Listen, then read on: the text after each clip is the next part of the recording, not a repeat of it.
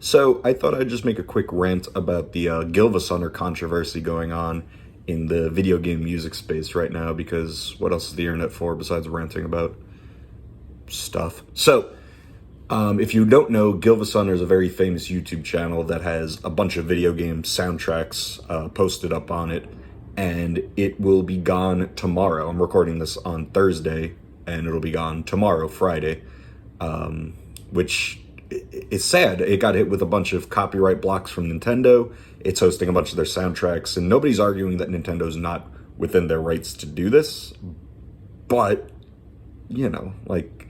there are two main issues here, and I want to go over those two main issues in this little rant. Issue number one is the obvious one, and that's the preservation of these soundtracks. These are some of the most beloved soundtracks of anything, really. Not even just video games, but, media.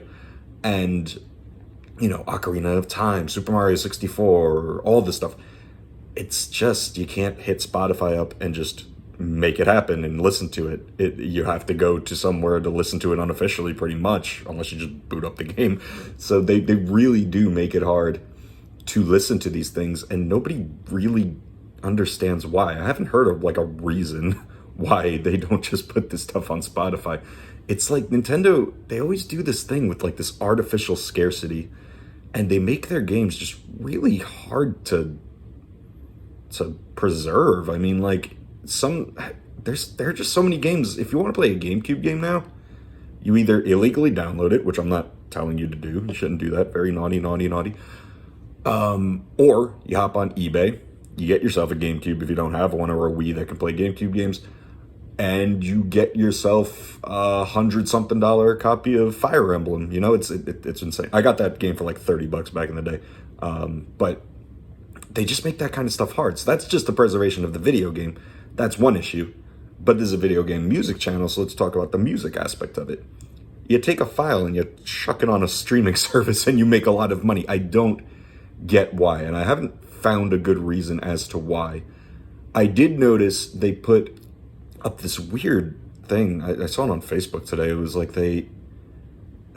you can use the Pokemon Diamond and Pearl music in your videos if you're a content creator now for free. It's the most random thing. Here's these two games that I know they just got the remakes released recently, but what is this? They always do this weird thing where they just back in the day, there used to be this Nintendo video creator partner program. It was the most ridiculous thing in the world. And you had to be part of that in order to show Nintendo footage. It had to be approved, and it's just a bad look. And they got rid of that, and now they're a little bit more chill with it.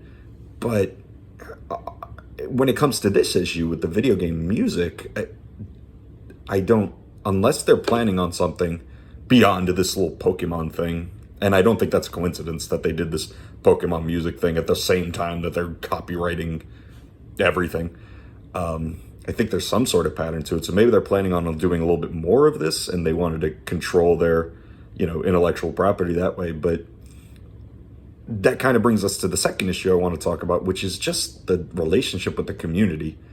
It's always just these overlords of...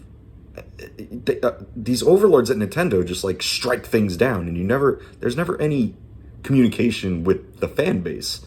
It wasn't like they reached out to Gilvasunner, to my knowledge. I don't have his email address, whatever, but they didn't reach out and be hey, we understand that you're doing this as a fan, but we need to protect our property, therefore we're asking you to take these things down, or we're gonna, block them, and, we still appreciate you, though.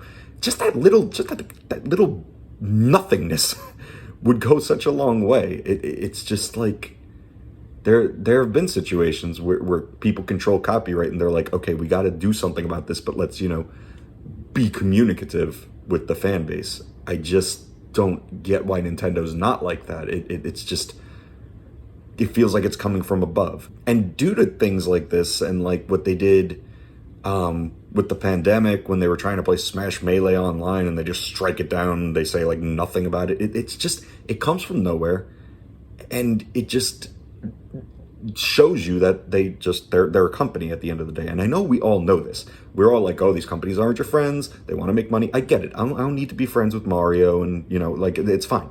But can you at least like pretend? Like, can you just like that?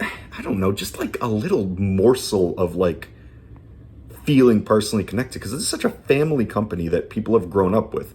When I was born, I had a Game Boy, and I played the heck out of that Game Boy, and then I played the Super Nintendo, and I had the Nintendo that my family had before I was born, and you're kind of born into it, and now I have the Switch, and you go through the whole thing, and it's just like, it feels like they should at least cultivate that feeling a little bit more in ways that don't just involve, here's another Mario or something like that. So I really think this is a two-pronged issue.